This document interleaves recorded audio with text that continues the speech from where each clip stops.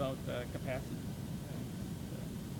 Bacterial cellulose grows very slowly. You need to take, you know, you need to have digesters, fermenters that would essentially grow it for days and weeks to have any significant quantity. Whereas a tree, they can run it through, and by the end of the day, they've got bleached paper. So they've got industry moves fast and continuously for that kind of cellulose supply. Whereas bacterial, you basically are waiting for, and that's basically the same thing with like ethanol, the biofuel. The fermentation process is just too slow. Yeah. That's one of the real bottlenecks. And there are other things, ethanol versus butanol and that kind of stuff. But essentially for production capacity, the fermenters are the huge bottleneck. The vats are just too huge, and for optimum production you need like 3 days, but at most you can kind of afford 1 day, and just kind of balancing all that. Volume and production capacity. Is there a way to get past that? Or is that people are working on it. I don't know. Bacteria that go faster, yeast that go faster, survive harsher conditions. Because when you're dealing with the bacteria and yeast, you have limited conditions. You can't just, like with a lot of chemistry, you can heat stuff to go faster. But with bacteria and yeast, you just kill them, and then nothing happens. So you have certain limitations that in pure chemicals you can apply, but you can't really do it with those little living organisms. And that goes back to the bacterial cellulose as a feedstock. They can only make it so fast. People are, of course, working to try to make it faster, but there's only some limited acceleration that can be applied. I have a question. So we have two separate groups working on this. These two, and then another two are working on the non-cellulose sugars, whereas we and two others are working on like materials that you can make from it. Okay. I guess from the material aspect, from what we've heard, it's conductive, stronger, lighter than most like plastic or something like that. But what kind of weaknesses does it have, or what faults? Like what would it be? Probably the biggest weakness for what people are looking at with like the composites is thermal stability. Right now the nanocellulose breaks down about 300 degrees Celsius, which is kind of, that sci-fi book Fahrenheit 457, that's where paper burns and decomposes. That's kind of some of the upper processing limits. So it limits essentially the polymers that it can go into. You need lower melting polymers, lower TG polymers. For example, the Army they're working with they're working with polymethacrylate. They prefer working with polymethyl methacrylate because it's a bit stronger, but its melting processing point is a bit higher, so they start seeing a little bit of yellowing and degradation, which is it works against trying to get a kind of a clear window if it starts yellowing and decomposing. So it's difficult in the production process because of the heat issue. So what about like if you had a final product? Well, then you have to worry about, I guess, biodegradation, because it is bio-based. Cellulose, there are fungi and bacteria that eat the stuff. Which is kind of a good thing then if you're recycling it right. If you threw it if out. you're recycling it right and you're protecting it during product life, it'll work fine. But if it's getting exposed to the elements, or you drop your phone in water, which you don't want to do anyway, but you drop something in water, or like your car is driving around and it's getting splashed in the rain, if you haven't adequately protected the cellulose, it's going to start breaking down. If you had panels on a car, you wouldn't be able to leave it out like during the winter or something like that. Well, but if it's encapsulated in the polymer, maybe you can get away with it, or you put another coating over the top of it. So there's the biodegradation piece of it. Okay. The other piece is cellulose is very thermally, its size is very stable, so that's a positive for it. But based on humidity, the size of the material can kind of expand and contract quite a bit based on humidity. So so it can be a different size in summer than it is in winter, especially around Wisconsin, where the humidity changes a lot. So from a stability standpoint, a pure cellulose material would expand and contract a lot. It would have to work with something probably to work on like a panel of a car type thing. Yeah, but if it's just a small percentage encapsulated into a polymer composite, Just to make it how much of a problem is it? Is it still within the working limits of what you need? Okay. That makes sense. So what about like reinforced material, then would that kind of have the same problem? So if you would use it as like packaging material or any sort of reinforcement, you're going to have that biodegradable. Still going to have that problem.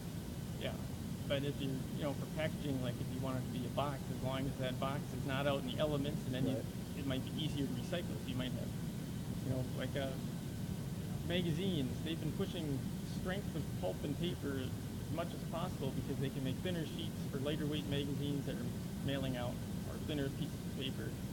Granted, we aren't mailing out quite as many magazines going to electronic, but Right. I think in terms of sheets of paper, we're still growing in terms of paper production, and it's so convenient for everyone to print.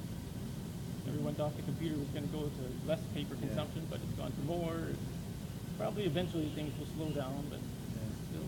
Is there a happy medium between like the regular paper stock and like the Typar and the more plastic type paper? Is there a happy medium in between there somewhere, or?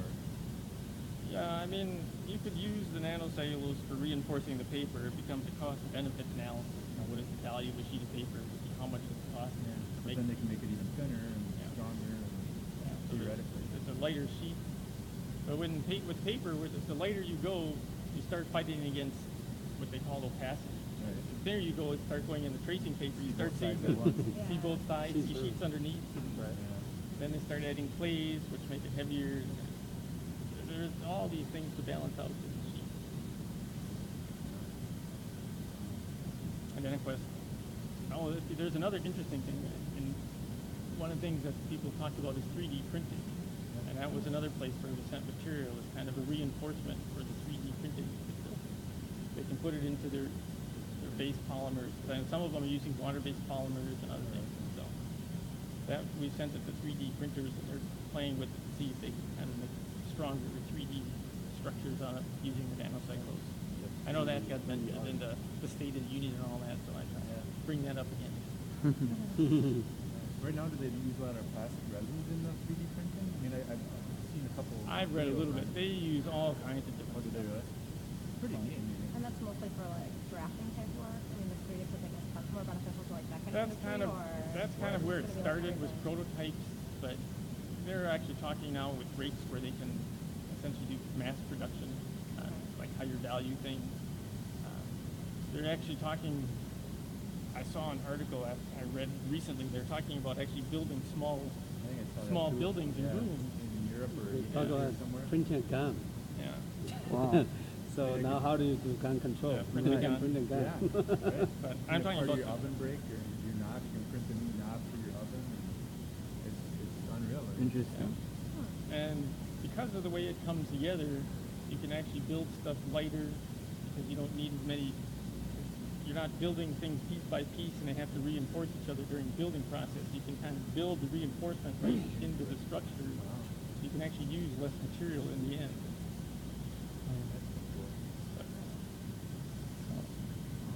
So yeah, I sent stuff to the 3D printer companies for working nanocellulose into their printing material. Wait, are you talking 3D printing so it appears in 3D, or so that it actually is printing an It's actual a 3D? physical. No, it's Yeah. It's a physical structure. object. You could print this if you wanted to. It's a physical structure. Okay. Because I read some. It's a nozzle that would go around and It just keeps adding layers and layers, and then you can kind of creep in and creep out, and you can build all kinds of. And using nanocellulose to help strengthen it down. Yeah. They're talking about using that material to make stuff out of, basically, right? Well, they've mostly been looking as an additive to the materials they're already using to make them stronger, or use less of the resin, use less of whatever material they're using. Essentially have this small fiber kind of reinforcement into structure. And cost-wise, that's not like a big, it's not a big cost. Yeah, it comes on what you can, depend on what you sell your product Okay, for. so it's all like the market value of the. An oven knob might not make it, but pieces for your iPhone might get in there. I don't know. yeah, it'd be great to cover in your iPhone or something. Print out a new one? Yeah. Yeah, that comes down to what your product is and what it's worth. Yeah. Or if you just want to play it. Yeah, I mean, when you're talking prototypes, yeah, but when you're talking oven knobs versus iPhone pieces versus who knows what. I mean, you can print our guns. Terrorists might find it very valuable. Yeah, it's What about like with the strengthening, like in varnishes, adding it to? Yeah. One of the obvious things is latex paints, which are water-based. A guy here, Schuneman, is working at reinforcing epoxy coating. Yeah, all that kind of coating reinforcement too is being looked at. Okay. I sent out another research company that was using like vegetable roots for paint type stuff. I don't remember where they're out of. They're out of like Scotland or something like that. But they're making a lot of paint out of nanocellulose crystals or It's something. supposed to keep its color, keep its color for longer. I think so. But I didn't know if you guys were doing anything like that. Like paints.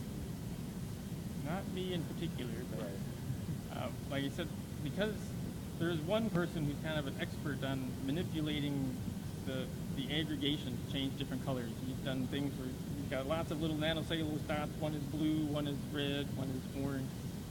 Because kind of the way you get them to aggregate, you can control it and get different colors and so on. And you might even be able to make it as a smart material where you do a coating and then put a little bit different charge on the across it, and it'll change. You might change colors and things like that. Like that commercial where they're like playing with their little button on their wrist when they're changing the color of their outfit. Right. The shirt's changing from red to green. All right. Yeah.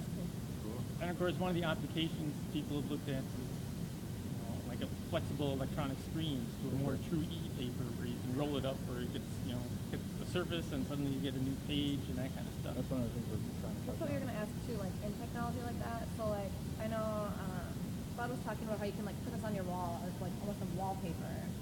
I mean potentially, and like Yeah. in a situation like that, where is like the electronic part of it? Like where's like the computer that's sending signals to this? You know? Well, it depends. Like I said, there's a guy at UW that's looking at using this as kind of a base so that you can just put a very thin layer of silicon and then kind of integrate the chip right on that. And you might have a thing, and then you might put a trim around it, and then in that trim is where all the electronics and all that stuff is. I don't know. And we were looking at like windows that you could have that can light on and turn off, and when they're off, they're clear.